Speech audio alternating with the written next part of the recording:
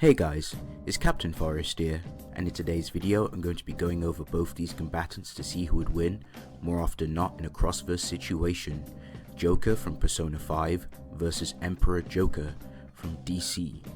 Now stats will not be equalized, so I will go over both AP and speed for both these combatants. But anyway, if you guys enjoy my content, please leave a like, comment down below, and of course subscribe for further content. Also, shouts to Coffee Shop Gang that make awesome content. Their links will be in the description. Also, shouts to the HQ squad. They also help me in my videos. Much appreciate to them. Massive shoutouts to Korin. He was a massive help with the Emperor Joker section. So much appreciated to him. So yeah, I'm going to go ahead and talk about Joker himself from Persona 5 and see what he brings to the table. Was able to summon the true power of his persona and defeat Yaldabaoth and the Phantom Thieves. All took part in the shared effort of defeating Yaldabaoth. Yaldabaoth is an abstract being that was created from the masses' collective unconscious, as Yaldabaoth governs and administrates the metaverse, which is described by Yusuke to be the physical embodiment of the desire of the human heart, as humanity yearns for their desires to be granted and to be ruled over, as Yaldabaoth governs and holds domain over man and answers to their desires, and even humanity itself wishes to be ruled over by him. So even the palaces themselves and mementos are conceptual. I talk about mementos and the cosmology behind Persona 5. I made a video on that, so I'll leave a link in the description, so if you guys would like to check that out also. But anyway, the palaces and mementos are conceptual and contain platonic archetypes for more consistency. To add on to the outerversal arguments for Joker is that the Persona verse in general has shown to have many connections to Rinnedom's psychology and instances of it applying to the cosmology. Rinnedom archetypes are a form of platonic concepts and act as them, which are infinite in amount, comprising the collective unconscious, allowing it to transcend time and space, being transspatial and transtemporal in nature, acting as an ideal or perfect idea of a concept, like the great mother archetype that acts as the perfect and ideal traits a mother would have. The collective unconscious is stated to be a dimensionless realm under Jung's work, and should be comparable to the origin bow and quintessence bow, which are platonic concepts, so it's pretty consistent. So right there off the bat, we've got outerversal arguments for Joker. So I'm gonna go ahead and move on to speed.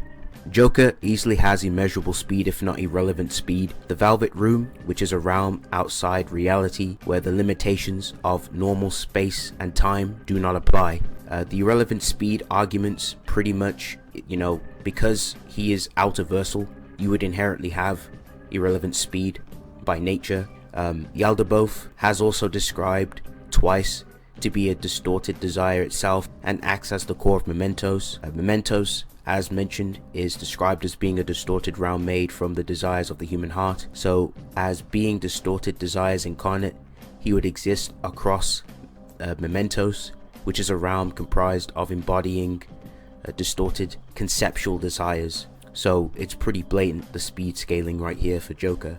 Now let's move on to haxes and gear. So for starters, the haxes and abilities and attacks from the persona users and his weapons and personas all affect you on a conceptual level. Joker can carry up to 16 personas, and they all contain a wide variety of haxes and also apply conceptual resistances to Joker, which I'll go over as I go along in this video. But let's talk about Joker's main persona, called Arsene. So when Arsene is being used by Ren, it gives Ren complete immunity to curse haxes and immunity to death hacks. He is weak to holy and ice weapons, but thanks to his inherent skills like Repel Ice, which attack reflects ice based attacks, and Drain Bless, which nullifies holy attacks and converts them into health, he essentially and technically has complete immunity to those types of attacks. Arsene is also able to use a lot of curse skills to deal curse damage, and Arsene can use death hacks via Mudo, which he summons this doll and he stabs it with needles, completely death haxing and insta-killing his opponent. He can also seal you inside a dark bubble and erase you. He also did this to Akechi's persona called Loki, and there was no traces of it left. Joker can also switch out different personas for any kind of situation he is put in, and if you go off all of the personas Ren uses and the abilities and haxes they possess, such as elemental attacks that inflict status effects such as burn, freeze, paralysis, mind hacks such as brainwashing, forget, despair hacks, fear hacks, confusion and rage, and hunger, which are all conceptual. Now let's move on to Joker's gear. So Joker is never lacking. He carries his 9mm pistol, which is also conceptual, and as mentioned, there is proof that these items in Persona are conceptual, such as the quintessence bow, which is a platonic idea of bows, and it's also been demonstrated that his gun and other gear can affect shadows, which are conceptual, as mentioned already. So everything inside a palace and inside mementos, including like the shadows you fight, or everything inside of it is all conceptual.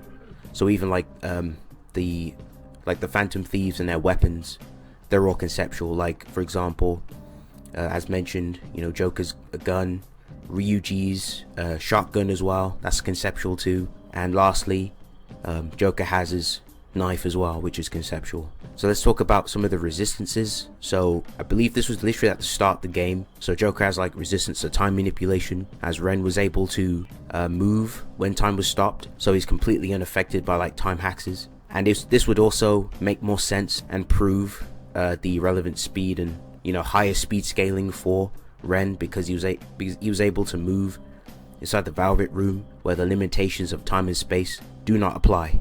Joker also has resistance to fate manipulation, and he can also alter fate, and he can also resist reality warping. Joker's passive ability is to resist fate itself and change it. Joker and Akechi were the only people who could see through the reality warping being caused by Takuto, which is potent enough to rewrite history, completely erasing major events such as deaths. Joker also, he was able to alter the fates of people's lives, such as changing the fates of all of Chihiya's clients, despite her predictions and fortune telling being 100% accurate.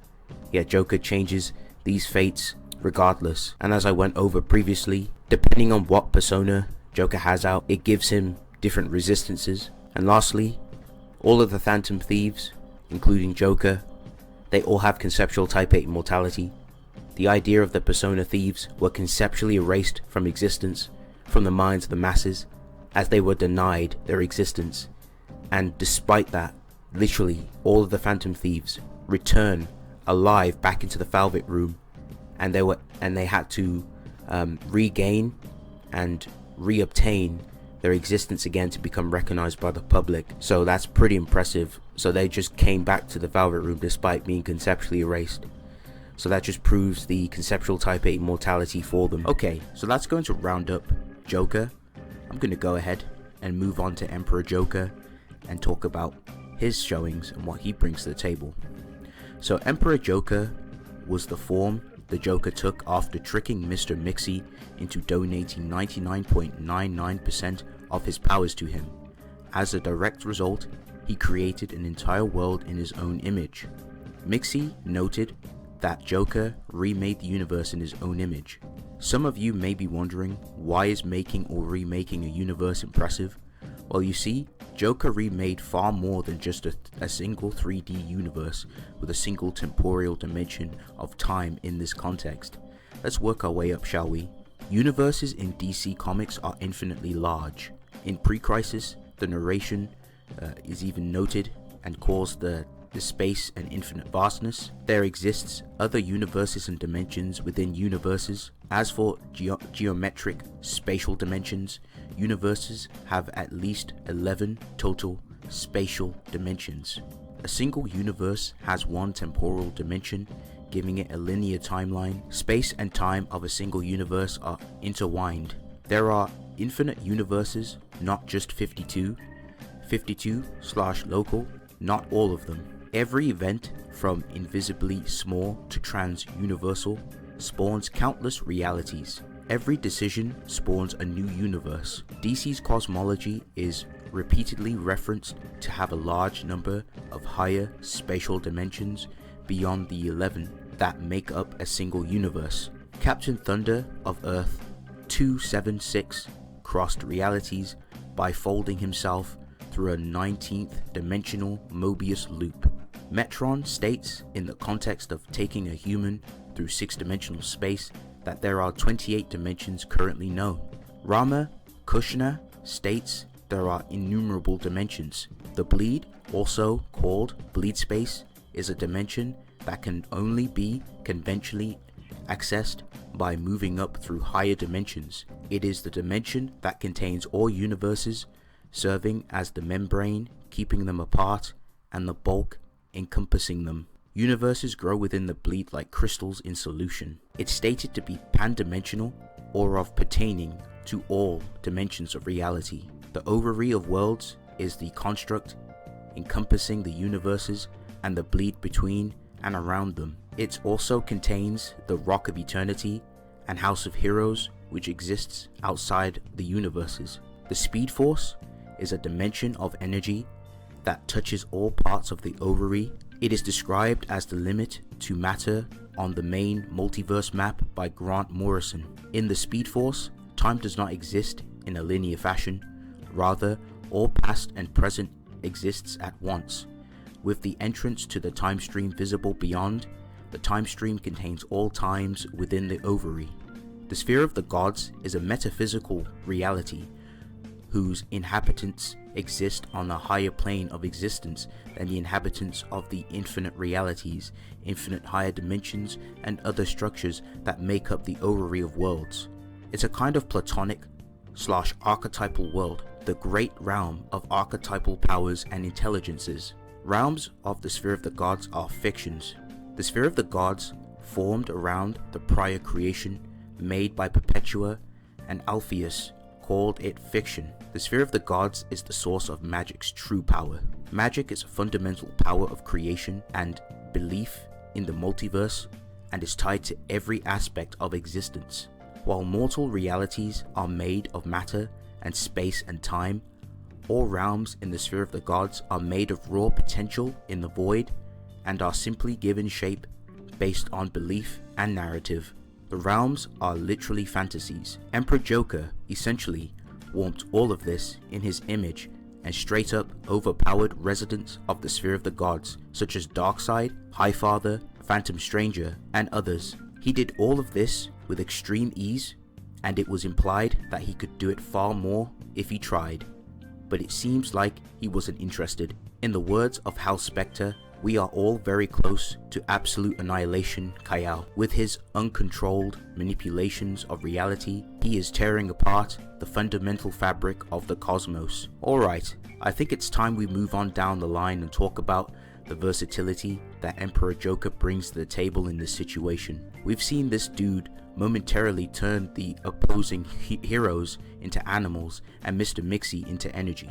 Emperor Joker repeatedly increased his own size and altered his and Superman's sizes in relation to celestial bodies. He quite literally erased the color white as a concept. He attempted to erase Batman from existence as well. Oh yeah, he turned Harley into a constellation. He gave her the best seat in the house for Armageddon. Emperor Joker made almost everyone believe changes in the history and changed some of their attitudes. Emperor Joker also placed Mixie's astral projection in a repeated pattern of getting a lethal accident.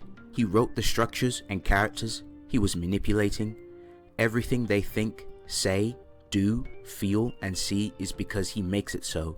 As mentioned previously, this includes the Sphere of the Gods and its inhabitants. Remember what I said about the Sphere of the Gods and its inhabitants? Well, if you do, then you'll know why writing this structure and the characters within it is very impressive. Emperor Joker also acquired the anti-life equation and used it to control Darkseid and Hal Specter. He healed from a hole in his head and having the upper part of his body shattered. So ultimately, that's going to round up Emperor Joker. I will go more in my analysis when I break this fight down to see both these combatants to see who would win more often than not in a cross-verse situation. Okay guys, so going over both these combatants, in terms of AP, I have to lean more so to Emperor Joker. His outer to high outer versal scaling is vastly above Joker's own scaling, unfortunately. Even if he was to downplay the DC cosmology and only have Emperor Joker outer versal, he would have higher layers into outer versal compared to Ren, unfortunately. So I do have to give AP more often than not to Emperor Joker, especially with the massive conceptual transcendence. High outer versal is a massive gap compared to like just being outer versal. So I do think the AP leans more so to Emperor Joker more often than not. Speed, I don't think speed will be too much of an issue per se. Could be, depending if you want to argue, like being high outer versal, higher layers, I guess. So you could argue Emperor Joker maybe even faster. Now, let's break this down in terms of like abilities. So because there's an AP issue, I don't really see what Ren can do. Like his conceptual haxes just won't have anything, just won't have any effect on Emperor Joker. Emperor Joker has a lot of win cons. He has a lot of like pretty much Mr. Mixie's powers, so he could just use a lot of plot haxes to get around Ren's Type 8 immortality. So he could just completely write the narrative and make Ren his little plaything, pretty much like he did to the rest of the superheroes. So if it comes down to plot hacks, unfortunately Ren doesn't have anything against it. Joker's pretty psychotic. He can do whatever he wants. He just has the sheer AP. He could just incapacitate Ren or just put him through nasty situations that he's unable to do or like resist against, since the potency, the hack's resistance, he doesn't have that. So in this situation, unfortunately for Ren, I have to give it to Joker. Now, what if situation was different? What if this was like equal stats? Even if it was equal stats, Emperor Joker is just way too haxy. His haxes are just a bit more disgusting compared to Ren. The plot hacks is still an issue. I don't see what Ren can do against something so fundamental, especially with what the Joker did to the Sphere of the Gods. The Sphere of the Gods, like the realm itself, is pertaining of fantasies. It's metaphysical. It's very, very fundamental. And you have Joker not even trying, just completely rewriting it like it's a script.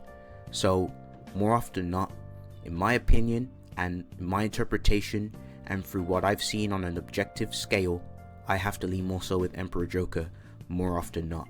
But thank you guys for watching. Let me know your thoughts down in the comment section. And yeah, it's been real. I'll see you guys in the next one. Peace.